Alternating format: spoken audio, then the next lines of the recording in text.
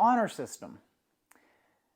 I don't even know what that means, to be honest with you. But what I do know is I've abided by it for a long time. I've stuck to the honor system as a. I'm not necessarily going to make it impossible for you to steal or rip me off or whatever. I'm just going to hope you don't and trust that you won't. And what I've learned about that is you're fucking stupid if you do that. I mean, I do that, so I'm calling myself stupid. Maybe it's not stupid, but the idea that we're going to just trust somebody because we think we're supposed to be able to after knowing them for a couple months is insane. Like let's say, first off, I would love to have a free gift of $10,000. If anybody wants to give it to me, I'll take it. But let's say somebody I didn't know said, hey, I need you to hold on to this, and it was a big wad of cash. I would say no thank you. I don't want to fucking hold your wad of cash for you. I don't know where this came from. I don't know if the cops are coming after you. I don't know if this is linking me to a crime.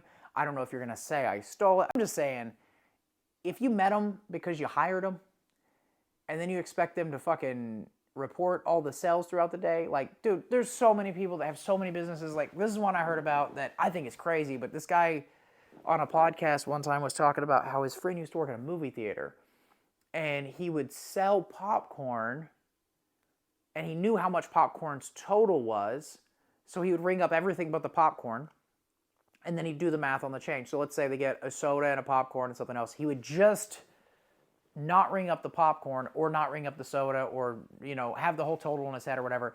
Push one button, sometimes maybe even use the register, but he would basically ring it all up, put the money in the register, and then not input it into the system. So he sold them, let's say it's $7 worth of stuff. He has an extra $7 in his drawer right now.